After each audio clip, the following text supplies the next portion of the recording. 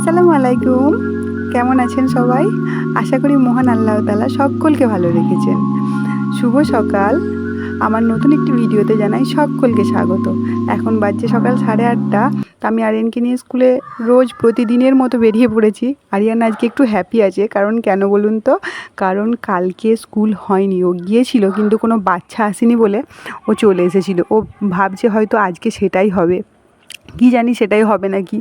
তা আজকে তো স্কুলে যাচ্ছি নিয়ে, কেউ আসবে নাকি কি জানি। বলছে নাকি প্রচণ্ড গরম, বা সব একসঙ্গে বেড়াতে গেছে, কেউ আসছে, একজন আসছে বা আসছে না। তো আমি আরিয়ানকে যখন নিয়ে যাই তখন কেউই আসে না। আজকে আরিয়ান নিজেই গেছে। এই দেখুন, এটা হচ্ছে স্কুল। এরকমই এখানে স্কুল নাকি বাড়ির মধ্যে, ওটা বাড়ি আর এই বারান্দার মধ্যে স্কুল, জানি না এরকম কেন। তাও আবার রিটার্ন যাচ্ছে, খুব হ্যাপি, পিঠে ব্যাগ নিয়ে যাচ্ছে, কারণ আজকেও কোনো বাচ্চা আসেনি। আর ও একা একা বসবে না, আমি জানি ও একা একা বসার বাচ্চা নয়, কান্নাকাটি করবে খুব।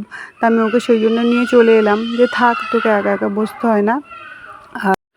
তো ওকে স্কুল থেকে নিয়ে আসার পর বাড়ির যে কাজকর্ম ছিল করে নিয়ে আমরা মা ছেলে মিলে বেরিয়ে পড়েছি একটু বাজার।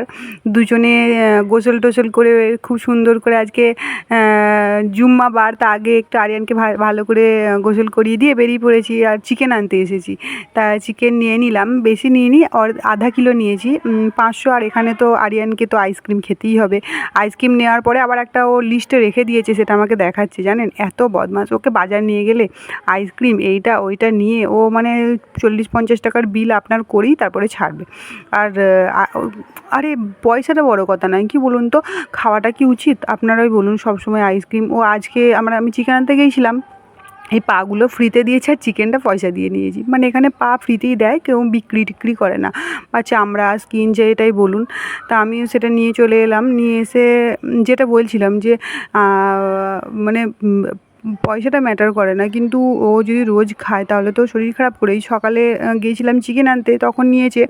আবার কি বলুন তো, এই বিকেলবেলার সময় আজকে হাট বসে, তা আমি সেখানে যাব, ও সেখানেও নেবে, আজকে আইসক্রিম খাবে, এই খাবে সেই খাবে। তাহলে সেগুলো কি ভালো লাগে বলুন? কিন্তু কী করা যাবে, বাচ্চা মানুষ, ও শুনবে না। আর আমি যদি বেশি কিছু বলি, ওর পাপা আবার রেগে যে আরও দুমদাম করে পিটাতে লেগে যাবে। সেই জন্যে আমি ওর পাপার সামনে তো কিছু বলি না। একা একা তো মার খায় ও প্রচুর, কিন্তু পাপার সামনে একটু মারটা মানে একটু কম বকার চেষ্টা করি, কারণ ওর পাপা রাগী মানুষ, মানে রাগী মানে কী বলুন তো, কাজ টাজ করে আসে, আর ভালো লাগে না, ঘ্যান ঘ্যান প্যান প্যান করে। তো ওই জন্য হয়তো দুমদারাক্কা দিয়ে দেবে বলে ভয়ে আমি একটু সামলেই রেখে দিই।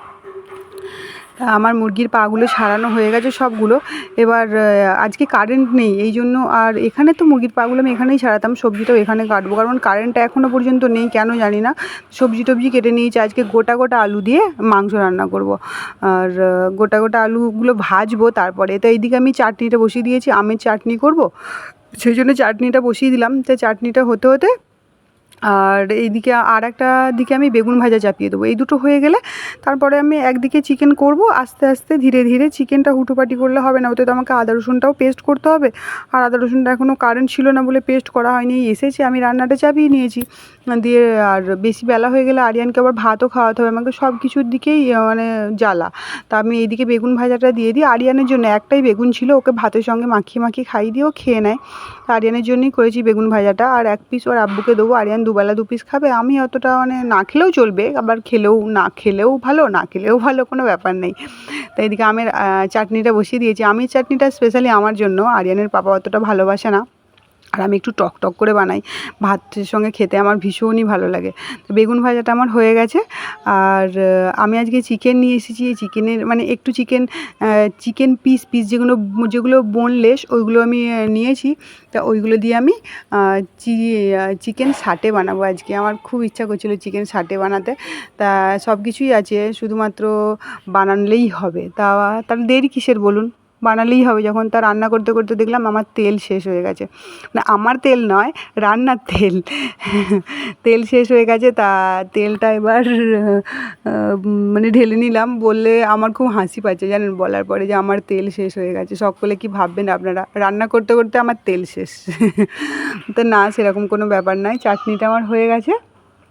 আর চাটনিটা ঢেলে নিলাম। আর এদিকে আমি আলুটা ভাজাও চাপিয়ে দিয়েছি, আদা রসুনও পেস্ট হয়ে গেছে। এবার আমি তাড়াতাড়ি করে চিকেনটা রান্না করব, কারণ বেলা অনেক হয়ে গেছে, 12:30 বাজছে। আরিয়ান খাবো খাবো করলে ব্যাস চিকেনটাও হয়ে গেছে। ওই ভিডিওটা আমি করতে পারিনি, আরিয়ান বদমাইশি করছিল বলে। আর এইদিকে আমি চিকেন সাটেটা মাখিয়ে রেখে দিয়েছি, চিকেন সাটেটা বানাবো বলে। আর এদিকে আমার চাটনিও রেডি হয়ে গেছে, আর আরিয়ানের বেগুন ভাজাও রেডি হয়ে গেছে। ব্যাস হয়ে গেল। আর আরিয়ানকে এবার ভাত খাই দিই, যখন তরকারি হয়ে গেছে আর দেরি করে লাভ কিসের। তা আরিয়ানের জন্য চিকেন নিয়েছি, বেগুন ভাজা আর একটু ডাল ছিল, সেই ডালটা নিয়ে নিয়েছি। আর এই দিয়েও কত হ্যাপি দেখেছেন চিকেন দেখে, বাবা চিকেন খাওয়ার মাস্টার। চিকেন বা মাছ বা যে কোনো কিছু দিন। তা ওকে খাইয়ে দাইয়ে ঘুম পাড়িয়ে দিয়েছি, বিকেল হয়ে গেছে। তো মা ছেলেতে দুজনে মিলেই ঘুমিয়েছিলাম, উঠে গেছি। আর ওঠার পরে এবার আমি সাটেটা বানাবো। ভাত বসিয়ে দিয়েছি, ভাতটা হোক। ভাতটা হতে হতে আমার এইগুলো রেডি করা হয়ে যাবে সাটেটা। তা কি সুন্দর দেখতে লাগছে না? আমার তো ভীষণ সুন্দর লাগছে। আর সব কিছু মশলা টশলা দিয়ে অনেকক্ষণ মাখিয়ে রেখেছিলাম, যাতে মশলাগুলো ভিতরে খুব ভালো করে মিশে যায়, চিকেনটার ভিতরে ভালো করে চলে যায়, ওই জন্য। আর এদিকে আমি তাওয়াটা বসিয়ে দিয়েছি, তাওয়াটার মধ্যে তেল দিয়ে দিয়েছি। এবার এর মধ্যে একে একে দিয়ে দেবো ধীরে ধীরে, তাহলেই হয়ে যাবে। খুব সুন্দর করে নেবো, একদম টেস্টি করে।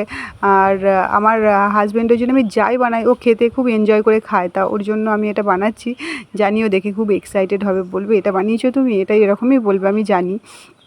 তা সুন্দর করে ভেজে নেবো। আর একদিকটা ভাজা হয়ে গেছে, অন্য দিকটা আর কাঠিগুলো ধরে ধরে কি সুন্দর উল্টানো হয়ে আছে। ওর জন্য কোনো হাতা খুন্তি কিচ্ছু লাগছে না, জানেন। এই দেখুন কি সুন্দর করে ভাজা হয়ে গেছে না। এর আর একটা প্রসেস বাকি আছে, এখনও কমপ্লিট হয়নি। তা দেখুন, দেখতে থাকুন কী করি আমি। আর এইদিকে বেসন আর কর্নফ্লাওয়ার একটু মাখিয়ে রেখেছিলাম, দিয়ে সেটার মধ্যে এই যে সাটেগুলো যেগুলো ভেজেছিলাম সেগুলোকে ডুবিয়ে নিচ্ছি সুন্দর করে। আর ভালো করে ডুবিয়ে নিতে হবে। ডুবিয়ে নেওয়ার পরে আমি তাওয়াটা চেঞ্জ করে নিয়েছি, এটা একটা অন্য তাওয়া, যাতে তেলটা একটু বেশি থাকবে, একটু ডুবে থাকবে ওরকম। বেশি মানে তেল দিইনি আমি, এক গাদা তেল আমি দিইনি, অল্পই দিয়েছি। আর এরকম করে উল্টে পাল্টে হালকা আঁচে, দেখুন বেশি আমি ফ্লেমটা হাই রাখিনি, মিডিয়াম রেখেছি। তা ওরকম করে উল্টে পাল্টে সুন্দর করে ভেজে নিতে হবে। ভাজা আমার অলমোস্ট হয়েই গেছে। আর এই যে দেখুন কি সুন্দর দেখতে লাগছে না? দেখুন দেখুন, সত্যি করে বলুন তো, কমেন্টে জানাবেন। হ্যাঁ, ভালো হয়েছে না খারাপ হয়েছে আমি তো বুঝতে পারছি না, আপনারা কমেন্টে জানাবেন। দেখুন কি সুন্দর লাগছে না? এবার শুধু খেয়ে টেস্ট করার পালা। কে কে খাবেন চলে আসুন। আমি এমনি ওটা বলছি, আপনারা তো আমার কাছে আসতে পারবেন না, কারণ আমি অনেক দূরে আছি। তা আমি এবার এই জামা কাপড়গুলো তুলে নেবো, কাজ আমার ভাত টাত রান্না হয়ে গেছে। জামা কাপড়গুলো তুলে নিয়ে তারপরে আরিয়ান কি করছে দেখি, এই দেখুন আরিয়ান খেলা করছে। এবার ওকে নিয়ে রেডি করে নিয়ে আমি বাজার যাব। আমার ভিডিও যদি আপনাদের ভালো লেগে থাকে তাহলে অবশ্যই একটা লাইক করবেন আর সাবস্ক্রাইব করে আমার পাশে থাকবেন। খোদা হাফিজ।